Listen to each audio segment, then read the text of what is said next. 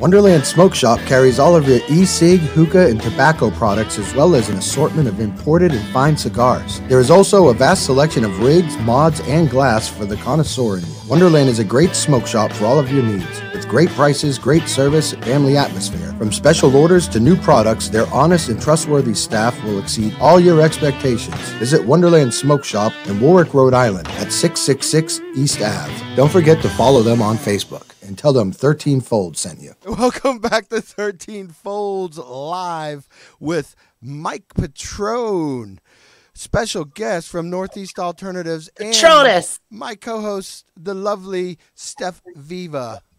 Hey. So, guys, Happy New Year. Happy New Year. We made it. Yeah, it is. Well, I don't know what kind of hope I have for 2021. Nothing feels different yet. No. I think we're in for one hell of a year. I'm just going to say that. I'm going to hope for the best and prepare for the worst. So just like 2020. Yeah, exactly. Well, what was that meme? It was like 2021. So I don't know who won anything. I don't even. Well, it's still the same. Well, either way, salute. Cheers. So, how have things been going down at Northeast Alternatives through all this COVID stuff? I know you guys have had to take some extra precautions and stuff to stay in business. Tell us a little bit about that. Like, how has that affected everything? It's affected everything. It's. I don't want to use the word pivot. I think pivot was banned recently, but every day was a pivot. You wake up and find out what the emergency was and address it, move on, fix it. But I think we've got to kind of figure it out. Yeah, and I mean, did you guys have to shut down at all throughout this? There was a short period, I think everybody was shut down in the beginning, right? Or were you guys still open? No, yeah, we shut down for adult use for, a month and a half. We remained. And then Massachusetts raged out. That's right. Everyone went back to the street. Well, everybody was going crazy for that month because they had nowhere to get their weed. Well, that was it. And also, though, booze was definitely very important to have your booze, but nobody took care of the medicinal situation with marijuana. That's just ridiculous. Sorry. We know where we stand. Booze is essential, right? And we're not. But yeah, we kept med open, and after a time we got AU back open. It was rough at first, but we made the adjustments. And we're trying to keep everybody safe now. We've got social distancing, signage. We've opened up online ordering, which has helped a lot because you're cutting that adult use line in half. That's I think they introduced delivery. Didn't they implement delivery services and stuff yet? It's been legalized and figured out, but I don't know if anyone's doing it yet. Okay, because I was going to ask, how does that affect your guys' business in the COVID era, and is that something that could potentially, help business? Because really, I mean, you guys are still packed. I've been by the store and you guys are it's always full. So I don't imagine at this point you're taking too big of a hit from COVID, other than, like you were saying, all the extra precautions you guys have to take internally. Mm-hmm. Yeah, at this point it's an inconvenience. It's uncomfortable. We still have our customers, our adult use, lining up outside. We don't want to bring them inside. We don't think that's responsible. Not for them, not for our patients, not for our staff. So, in the summertime, that was fine. It was everyone's buying their product outdoors. Now that it's January, it's a little less fun. But we think, like I said, it's the right move. And, we've got tents set up, we've got heat, and we're trying to just move that line as fast as possible. Do you have curbside pickup? We have we have walk-up. it's tough with, when we're doing 100 transactions an hour. That's insane. Yeah, so to do curbside with that, we haven't really figured out how that would work. Remember when we used to get arrested for curbside pickup? Yes. Curbside pickup is when you got arrested outside your dealer's house. Yep. Right. That's why I just sent Dave and I waited in the car or at home. You guys also had we took all of us in the cannabis industry took a hit because we didn't have any events this year. Like nothing happened. Yeah. There were a few things that happened, but they happened differently. We had to do them virtually. For example, the Harvest Cup, which you guys participated in this year. We did. Any other cups that you guys got to participate in this year? We also did the Any Can competition. Okay. That was delayed. That was affected. That was kind of a weird one. The Any Can show in Boston was supposed to be around St. Patrick's Day. It was the same day that they shut everything down. The world was ending. Yeah, like right before the beginning of the end. Yep. Yeah. So we had dropped off our entries for that competition in February, and then we didn't find out until late September that we had won a few prizes for that. Did you have to supply more weed because the other stuff was no good anymore? Because that's the rule in our competitions. You know, if COVID gets delayed, more's got to come. 3 months, we need more weed. This stuff's not good. Oh, they don't say that about ours. Yeah, actually, they say exactly the opposite about you guys. You guys have been taking competitions since you started a few years ago. I remember being with you actually when they called you guys as winner for the Harvest Cup last year. So tell us about that. That has been one of the most fun parts of this whole ride. We have taken 14 prizes in about 2 years. Awesome. Yeah. And I didn't know the first time that we competed was the Commonwealth Cup at the 2019 Freedom Cup. And at that point, we hadn't competed yet as Northeast Alternatives. The group from Colorado had won 5 times cups and all of that, but I wasn't part of that. So to show up there and not know how we might do, and then we took 3rd prize at that one for our Golden Goat, and it was great fun. And I was like, okay, well, maybe we could do this. Maybe we do. Maybe the hype is real. That's the guys who who had come from Colorado were. I believe your hype. So then to follow that up with that really strong showing at the Harvest Cup in 2019, we took I think 3 or 4 prizes there, and then really rolled that right into 2020, and we picked up another, I think, 9 prizes just in the fall. Between Any Can and 6 more at the Harvest Cup this year. And I respect that about Northeast Alternatives, that you guys get in the fray and battle with all the growers. And a lot of dispensaries don't do it. You got to jump through some hoops to be able to even do it as a dispensary because of all the regulations and legalities. It's like you just can't go and say, oh, we're Northeast Alternatives, we're going to enter all these cups. They have made it difficult for anybody who's legal and selling recreational anyway. Well, it's just heavily regulated. Yeah. It's just constantly on you all the time, and they're looking for ways to get you in trouble. It's just different than any other industry. It's just we're waiting for you to mess up because we want your money for doing stupid things. Well, the fact that you guys take the effort to be involved and support the community and get involved with the community, that's what I respect it's important, you guys. And you're doing quality products. Yeah. Thanks, man. The competition thing, like I said, we all really enjoy it. After the success we had in 2019 with our flower, we had every other department crawling out of the woodwork saying they wanted to take part 2. So this year for the Harvest Cup, I think we ended up with 17 entries or something, from extractions and edibles and flour, some vape carts. And that was, fun. It was fun for everyone to be able to see that and step up to that. Dude, I hate to sidetrack, but it's almost like you're in outer space during this interview right now. It's awesome. I know. We got to take a break and then come back and see if we can mess with it. Floating around in your time capsule. I thought that was just me.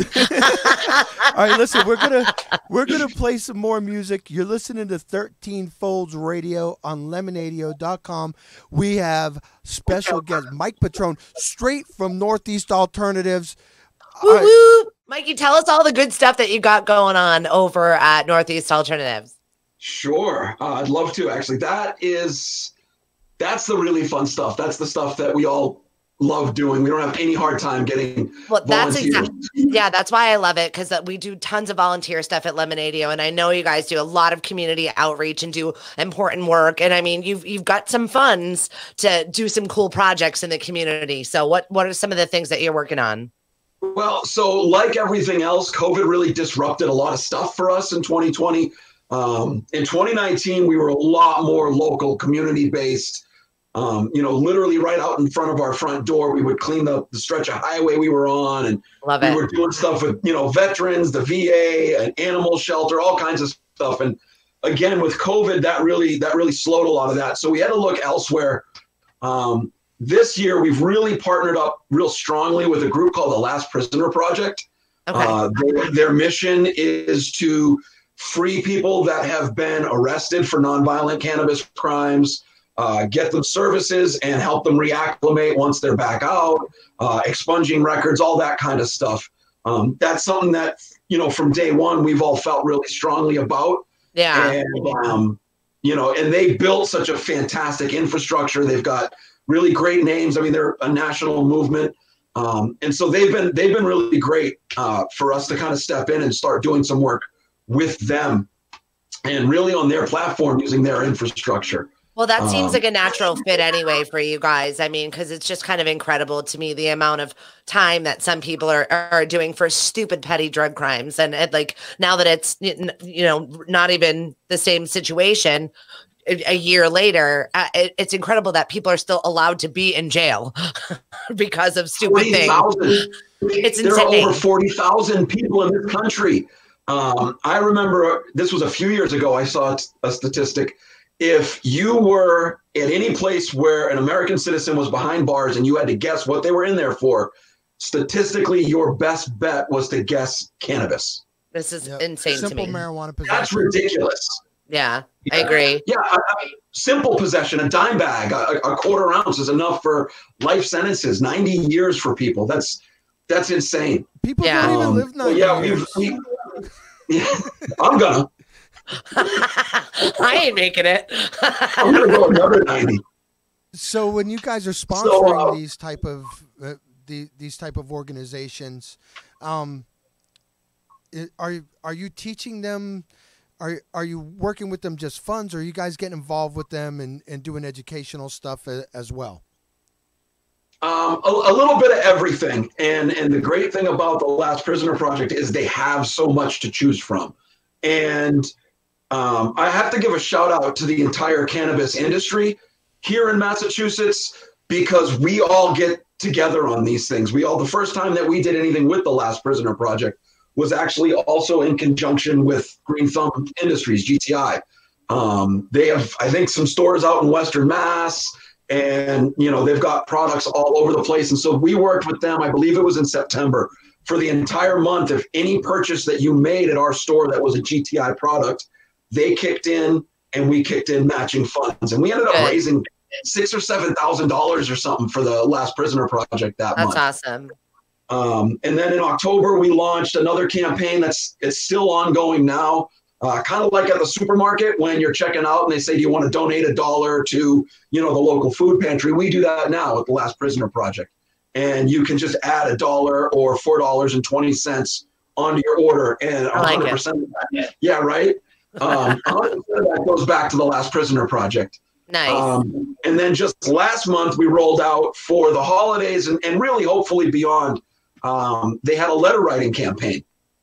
And they made it real easy. We launched it internally first. We had I don't know, probably about a dozen of our staff sign up immediately and start writing letters. And then we opened it up to our patients and customers, and we got another handful the last time I checked. And we did it kind of just before Christmas, so things were busy. Letters to Santa? And, you know, yes, letters to Santa. Did anybody do anything they asked for? I don't think Santa's in Carson. That's it. Santa's only allowed one day out. That's when he leaves the yard. This guy gets to fly around. He's got to work his ass doing off. community service. That's it. They pick up trash. Santa delivers toys. Can we start something for Santa Claus? Will Northeast Alternative sponsor my Save Santa, Free Santa campaign? Free Santa, yeah.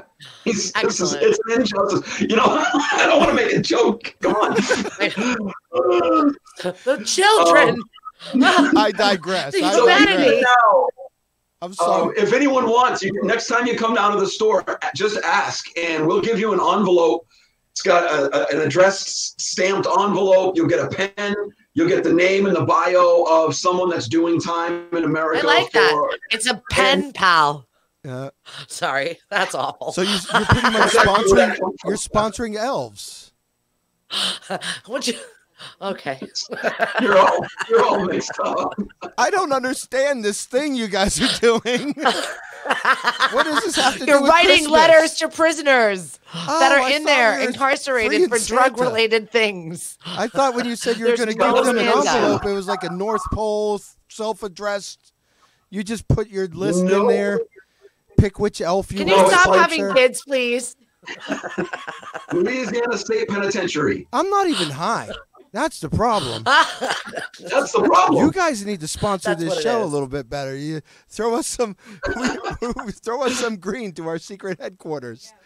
Thank you, Northeast Alternatives. How did that happen? You guys are magical. That's how we roll, baby. This is incredible. Give one of those to Eric. Our producers are Northeast Alternatives. You guys rock. You ask for weed, and then it took, what was that, like 3 seconds? It just gets launched at you. That's, God. This Google Meet is pretty awesome. It's the most amazing thing ever happened on radio. Good God. Anything else going on besides your letters? Poor Mikey. So we do another thing. In order to keep working, you know, we had been doing so much on site at all of these local, you know, like I said, the VA and the shelters. We couldn't do anything on site, so we kind of just came up with another idea. And now we do a monthly flavor of edibles. Nice. We call it Edibles for a Cause, and we'll release a limited edition flavor. And again, a portion of the proceeds for that entire month of sales of edibles will go to a different group. So obviously, I like that. Thank you. I got to give a shout out to Sierra, one of our staff members. She's the one who does a lot of the heavy lifting on all of this community outreach. She coordinates it all, and she's the one who came up with that idea. I like it. It's great. And again, we get to pick someone different every month.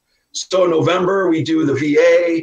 I think in July we had done the no-kill animal shelter. I was going to say, where are the puppies? Because, you know, cannabis and canines, I like it. Well, homeless dogs is a big demographic for us. Now, if I understand the laws and regulations correctly, as a dispensary, you're not allowed to contribute to like schools and educational programs, are you? I don't know about allowed to contribute. You are allowed to contribute. But it's really anonymously. I don't know what the regulation is. I mean, trust me, they're going to take a donation. It doesn't matter where it's from. Right. What is it? Yes, we will. I mean, the good news is there's plenty of other causes that we can and do, help out with. Not that we don't care about helping children. To some extent, I feel like it is maybe a bad look. I don't know if it's a little creepy around the edges. I don't know. It's not to say we never will do something like that. But so far in these first couple of years of doing it, we haven't had a shortage of good causes to help out anyway. Yeah, for sure. So what are you working with over there, David? I'm working with this. Boy, that energy slowed right down. Shiny things. You guys are talking. I'm sorry. I didn't want to interrupt. Just mute his microphone. Mikey and I'll talk. It's fine. What do you guys got going on this year, though? You know what? New products. Are you guys doing any new strains or anything? What do you got coming up? Yeah, we have a lot. We have a lot going on. I'll get to flower in a minute. We'll finish with flower. But yeah, we've just recently launched several lines of new products. We've launched our own pure distillate tincture, just 2 ingredients. We've launched our own RSO line of tincture. In fact, we're launching an entire RSO line of products. We kind of took a look at the products that we had and the brands that we were developing, and we realized that we had kind of a blind spot for medical products. Really straightforward. Kind of not so much for partying, but more for people that really need quality medicine. Yeah. So we started off with RSO because I think obviously RSO is so well established, in that community, and started kind of repurposing it. And like I said, we turned it into a line of tincture. And the beauty is because it's RSO, and it's in its full spectrum, you can start to kind of like dictate what the effects are going to be in that tincture. So you can have an indica tincture, you can have, whatever, all those terpenes, all those cannabinoids present, which if you know anything about, the medicinal use, you get that entourage effect from all of those. And that's kind of where the magic happens. It's not just Delta-9 THC. It's all this other stuff, obviously CBD and CBN and all the different terpenes and the natural oils. So yeah, and we've also launched a line of capsules. We've got RSO edibles hitting the shelves. We launched a line of adult use beverage flavored gummies. So we've got martini. Did you guys release the coffee syrup? No, we haven't. We might kind of like a Rhode Island autocrat type thing, dude. That's dangerous. Rocked off of that stuff. Dangerous. I was a judge. In the Harvest Cup. I wasn't allowed to talk to you about it because I was judging it. But we found out after the fact. I got that. Oh, really? That's awesome. So yeah, we entered. One of our Harvest Cup entries was a coffee syrup. That sounds fabulous. Like a nice, yummy coffee milk. That makes me so happy. Like your guys' packaging rocks. I think you have some of the best packaging and stuff in the industry, from design to the bottles. Like everything that I've seen you guys enter or put out, I think looks top notch. It's like there's no frills. Guys don't hold back on anything. Quality of the product is always top notch. Always looks top notch. Thanks, man. I think that you should supply us with. I'm going to go to the sample gods again. Shocker. Funny we're back here again. Right. What's in it for me is what I really want to know. If you want to just hang out and get high, just say it, man. Dude, I feel like a lot of people are going to...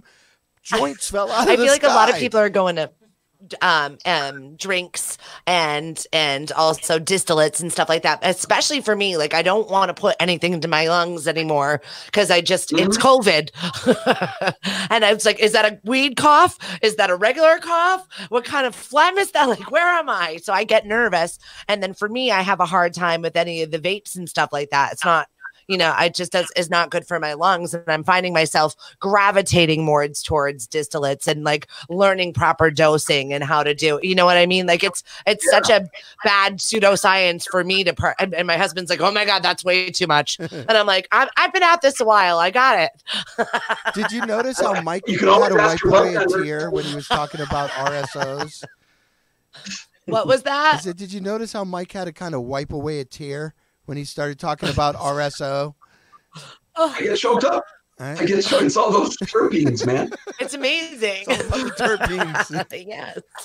But no, Steph, you really hit the nail on the head. I think the biggest thing with, now that we have legalized cannabis, we're moving beyond flower, you know, Right. and I think you're seeing a lot of people. I know a number of people that they always thought they weren't into cannabis, but it turns out they just weren't into smoking flower. That's exactly it. Yeah. Now that they can really dial in edibles, capsules, tinctures, you name it, there's something for everybody. And I mean, and it's really just expanding. I think a lot of people are realizing that they really do dig cannabis. It's just, it was that injection method. Well, and it's like opened up a whole nother world too with like cooking, because I'm so into like chefing up some fun stuff and like adding them in. And it's just, it's so different other than, you know, making your can of butter and baking brownies. It's a whole nother world of, you know, what distillate you're using and what terps are in this and if CBD and mixing with this. Like it's a whole dinner section that it's fabulous. I've had so much crazy infused bacon, infused pasta, turkey. Like it's not just that hot sauce that we put the chicken wings on. That was awesome. That was great. But it's not. Well, I got to kick it back to you guys. Nobody does an infused dinner like 13 Folds. So amazing. This is true. Although I had to take it easy. I partook in my first dinner 2 months ago, and it took me several days to recoup from, because I couldn't stop myself. You've been high for 6 months. I was like high all week, and like it took me until I was like Wednesday, and the dinner was on Sunday, and I'm talking to my podcast partner, and we're taping, and I was like, "Sorry, you talked to me for 45 minutes. I have no idea what you said to me. Can we start again? I'm pretty much still stoned, and I don't know how that happened." What did you do? It was all that damn sauce. I couldn't stop it. I was like, "Oh, this is good." It was in the marinara, man. All right, guys. Yeah. Good dinners, Dave. We're gonna play some more music, and actually, you know what? I got the new Foo Fighters. Just came out. All right. So perfect. Well, don't go anywhere. We'll talk about new strains when we come back from this break. Definitely, dude. I can't wait to hear what you guys got coming up next. So we felt it was time to refresh things. We had done really well with a few really great strains, Mandarin Cookies, Ice Cream Man. They do really well at all the shows, but we did not want to be that one-hit wonder playing their song at the county fair. So we are reloading coming into 2021. In the near term, and I mean probably maybe by the end of next month, we're going to have a couple of cool strains. We've got a few different phenotypes of Caesar, a strain called Caesar coming out. For you GG4 fans out there, you're going to love it. That's my strain. It's GG4.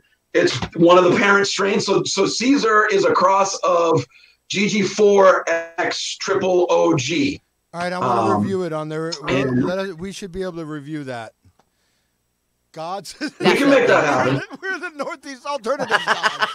The GG4 Gods. Oh, well, it happened. Hey, we're gonna review this right now. Which is amazing because that strain is still in the grow. Oh, never mind. Oops, how many strains a year? Like, how many a year do you like? Is there a number? Is there, do you try and rotate things? Do you have fan favorites that you like to bring back? Like, where in the barista level of things is the strain situation? I'm such a spaz.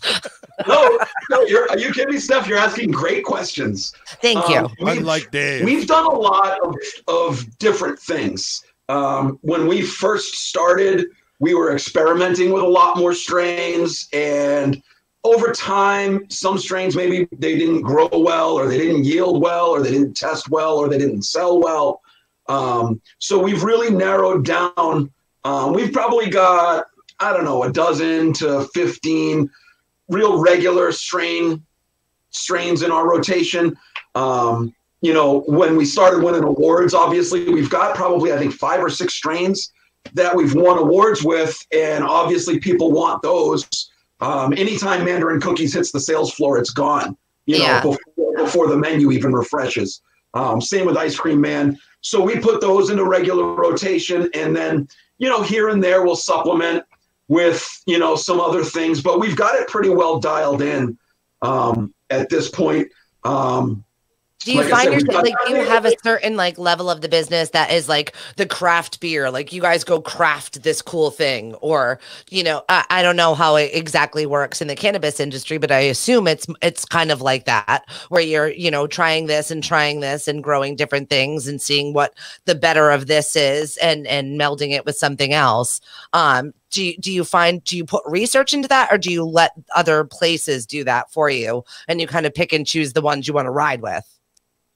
We definitely do that a lot ourselves. Yeah. Okay. And the craft beer analogy is actually a perfect one, because it's a very similar mindset. Yeah, like hops, you know. Yeah, and our growers love the art of growing and the art of genetics, and they love mixing new strains to see what they can come up with and see what works. And you know, and I think secretly, you know, everyone, maybe not so secretly, you know, everyone wants to launch, you know, the next Pineapple Express. Right, yeah. Find that strain and kind of achieve that. Actually, I was just talking to one of our head growers this afternoon, and he's been experimenting right now with taking some of those strains I had already mentioned, the Mandarin Cookies and the Ice Cream Man, and crossing them up with some of the strains. Like, that's fun work. That's stuff I'm interested in. I'm like, tell me more. He grows. It's experimental and it's fun. Yeah. And you don't know what you're going to get. You could get something great. You could get something terrible. You just don't know. You know, could be peaches, could be lunch meat. Best ever. I would love to be able to buy some pastrami weed. Pastrami strain lunch meat cannabis would be awesome. People love those savory strains, man. Oh. Dude, you can walk around smoking inside the deli. No one would even know. It smells like fresh Keep a little mustard packet in your pocket for a fucking chaser. Listen to this one, the deli counter over here. So are you guys doing your own genetics?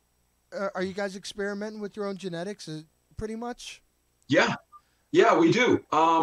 You know, and we're also, you know, we're bringing in a lot of really highly sought after legacy genetics as well. You know, so one of our owners was out on the West Coast recently and brought back a whole bunch of some really exciting strains that we're going to be launching.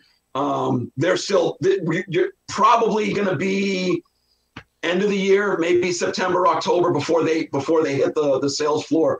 But we're going to be launching runts. We're going to be launching, oh boy, what do we have? With cherries, cereal milk, you know, a lot of those real terpy, flavorful strains. Where do they get these names? I think there's going to be a gelato in there. Where are they getting the names? Where do they get the names? Are you making these up? That, you know, that's one of those great people. People love to name weed, you know, weird things. I mean, a lot of the time, if you look at a strain, I mean, this doesn't really answer the question, but it partially does. If you look at I like these answers. And you look at the lineage, usually the strain that you end up with, the name of it will have something to do with both parents. So like White 99 is a cross of the White and Cinderella 99. So it's like show horses. Yes, exactly. Or me. An analogy that I'm sure a lot of your listeners are really going to key in on there. You thoroughbred, Dave. Stop making babies. Hey, I make good babies. They're all great. Better names. They're all great. Good babies, better names. Actually, yes, if you email info@13folds.com, I will name your child, male or female, for the reasonable price of $15.99. We're gonna go with $15.99, and I will name your child for you. Or a couple of joints from Northeast Alternatives, and that name will be sponsored by Northeast Alternatives. And we will actually, here's the kicker: we're gonna donate 5% of that. No, you know what? It's the holidays. I'm in a generous mood. 10% of everything that comes in from our baby naming, 13 Folds baby naming charity fund is going to go to the This is going to take off, guys. I can't even remember. What's the name of the organization we're sponsoring? The Last Prisoner Project. I've been drinking and smoking all night, so you're gonna have to. It doesn't show. That's why I need you. You can't even tell. I'll host the show as long as you take over halfway through. I love it. Because I this got is halfway fabulous. good. But sometimes when we get into strain names, I feel like people are fucking with me. Like, I feel like it's one of those things where it's like, you know, when people used to make up bands and be like, oh, have you heard that band? And you're like totally making them up to see if they're full of it, you know? So sometimes I feel like strains get a little crazy like that. Oh, they definitely do. I mean, like I said, I think that's part of the fun though, is getting to name a strain and I don't know, put your stamp on it like that. Yeah. Yep. Exactly. And just to hear it out of other people's mouths, you're like, yeah, I made that. What's up? Which I also think it's cool. You don't hear of a lot of strains that were named after the people that developed them. No. Huh. So it's always food. Yeah. Because they get hungry and forget. I was misled on that. I always thought Gorilla Glue was named after Dr. Gorilla and Professor Glue, who created the strain. No. No. No. No. Not at all. I like where your head's at, though. So you're working on a bunch of new strains and fun things over at Northeast Alternatives. Definitely follow them on Instagram because I love all of the fun stuff. Just like the process. I enjoy watching like how it's made videos. So I like seeing the sausage, how it's made. As another bad analogy, but horrible analogy. I almost showed my sausage to everybody. Oh my God! You can't do that to me at this point in the show. We should take a break. We'll be right back. You're listening to 13 Folds Radio on lemonadio.com. The views and opinions expressed by 13 Folds are not actually the views and opinions of lemonadio.com. So before we wrap up, let us know something that we didn't talk about. That's cool.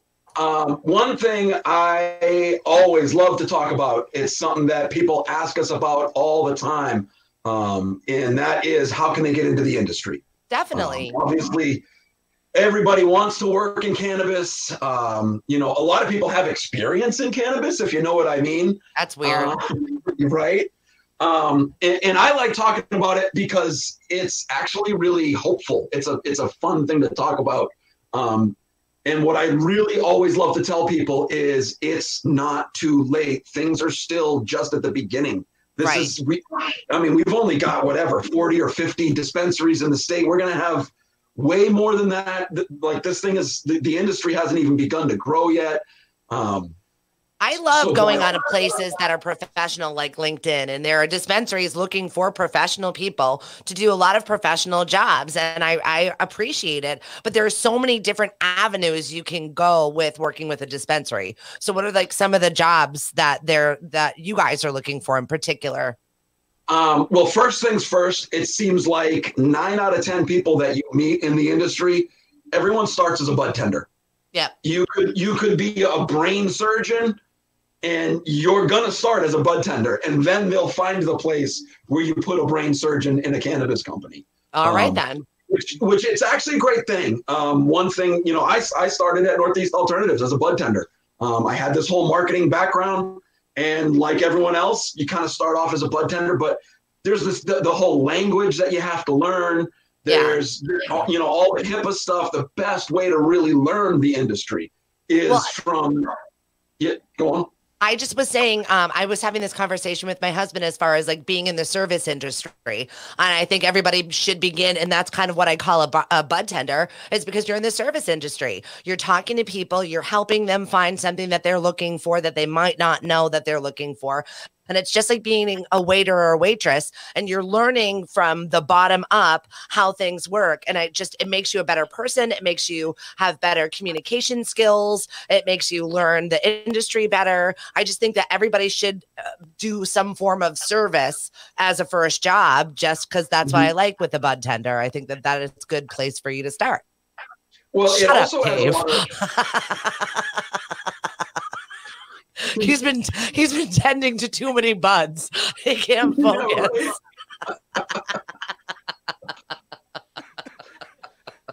Wow. I think they muted The me. grown-ups are going to talk now. Let me turn off his mic.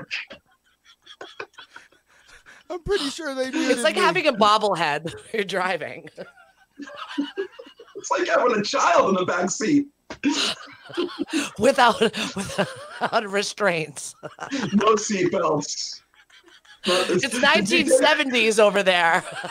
Take your medicine, buddy. Am I really muted? Mike, hit the brake really fast and see if he slams his pen. You shouldn't be allowed to smoke and drink on live radio. Oh, But I'm gonna that do is it. also true.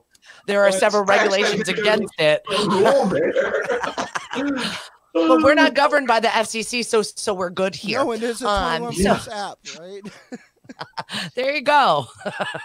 That means you should actually be an adult, David. Ew, David. Finish up. Like I want to talk about some of the different jobs that are available. Sure. Well, so I was going to say the other great thing about starting as a bartender is it also gives you a lot of perspective. Yeah. I think you think that cannabis is one thing until you talk to someone who's on their way to their chemotherapy treatment, and you realize that cannabis isn't just this party thing. It's so much more than just that Cheech and Chong tie-dye aesthetic. You're really helping people. It really matters to people. And it adds a lot of depth to the job. And I think it influences, I think everybody that works in the industry is touched by that and is cognizant of it in real time through everything that they do. We never even forget it. But everything we do it with that in mind. That what we're doing is keeping doors open for people to get their medicine, whether you have a card or not, because we know full well that there are plenty of heads in the adult use line that are there for their medicine, but for one reason or another, they don't want to go on the record for that. And so that really refocuses you. Once you land in the industry and you start going through that, it revitalizes you into whatever you're going to do next. So beyond that, whatever anyone who wants to get in the industry, what I would say is do anything to set yourself apart. Obviously, for every job opening, there's 1,000 applicants, and you're going to need more than just knowing how to roll a joint with one hand. Although that helps, and it's good at parties. Definitely a place for that. I can tell you stories. But what I would say is try to somehow get involved. If you see that the local dispensary is doing an event, show up and become a regular fixture and try to help out. Try to find something that you can do that's going to set you apart. And then beyond that, what I really always tell people is start educating yourself. If you go onto our website and you download our consumer handbook and you read that handbook cover to cover before an interview, if you're sitting in an interview and you start talking about terpenes and the entourage effect and all of these things, you're going to get the attention of the person who's interviewing you, because I guarantee you most of the people they spoke to that day weren't bringing that level of knowledge. So really educate yourself, like I said, beyond just the fun party aspect of it. And learn, the science behind it and the medicine behind it. Learn how you can talk to patients and learn which terpenes are good for which, ailments and things like that. Well, there's nothing better than helping people, and that's exactly what they're doing. So, I mean, it's once again, it's a service, and you should be aware of that. It's the same as anything, whether you're a pharmacist or a bud tender, you're doing very similar things. Exactly the same thing. It's exactly the same thing. And of course, there's all kinds. You ask there's all kinds of job openings everywhere. Everybody, even us who are, we're pretty well established store and all of that. We're growing. Everyone's growing. Everyone's expanding, and new places are coming online. So whatever your background is, take that and, like I said, rub a little cannabis knowledge on it and see if you can't spin that into something in the industry, because the opportunity is definitely there. Yeah, for sure. Bring the personality, because that's going to be the main thing. It's really, it's a hard industry to work in. It's really competitive. And I think certainly for us, and again, I just want to give a shout out to my whole team at Northeast Alternatives. I love all of you.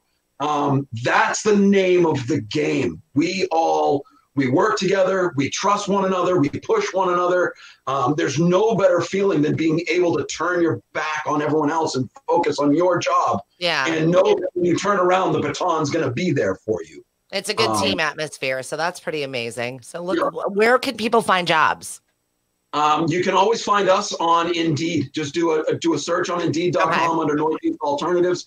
But beyond that, like you said, there's always all kinds of job fairs, career fairs. There's entire sections of job websites that are now dedicated to it. And pick up a magazine, pick up a 13 Folds, pick up some of these other industry publications because he's being serious now. He's being quiet and speaking when spoken to and serious now. It's like I'm sitting in front of the cops at this point, you know. I gotta play He's cool. doing his best Bill Cosby right now. Is this what you think the cops are like, David? I'm not answering any questions. I plead the fifth. Oh my God, this was like so fun. I needed this today. I needed a good laugh. I think I'm stuck here tonight. I ain't driving anywhere. I'm just sleeping in the basement floor. No one was questioning that. Once again, you're still in 2019, David. 2019. Nice. I could skip over 20. Oh, I get to do 2020 again. Thank goodness. Thank you, Steph Viva, for wishing that hell upon You're very welcome. Okay. all right, this has been fun, guys. We got to do this again. We should make this a monthly thing. For sure. Yeah, let's definitely do this again if I still have a job tomorrow. Well, no, I'm hoping for you. Yeah, right. They're totally. Otherwise, you can join me in the morning show. I'll take you. What time does it start? I don't get up until 7 now. I set my own rules. Till 7. I don't go to bed till 7. Wow. How old are you? He doesn't know how to answer that. He's like, wait, what? Are you talking to me? Anyways, so say goodbye, David. We gotta get off. My producer's reading horrible comments to me. Excellent. We're getting hate mail. That's where the magic happens. Is in the horrible comments. I want to hear these horrible comments. Go on to 13 Folds. I don't even know where you go to comment on this. Where do they comment? Oh, go to YouTube. Look up 13 Folds Live on YouTube. Write me some hate mail. Write Steph some love mail. Write Mike some job applications. And some letters to prisoners. Oh yeah, not to Santa. And I'd like to bring up I would like to remind everybody: donate to the Prisoner Project. What is it? The Trump prisoning. Last Prisoner Project. Minority Project. Almost had it, David. What was Almost. It? One more time, Mike.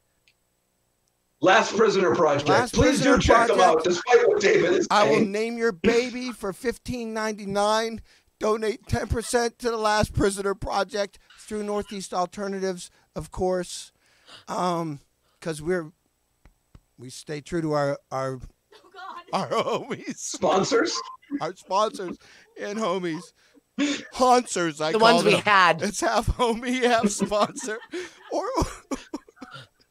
Oh God, I shouldn't be allowed to do this.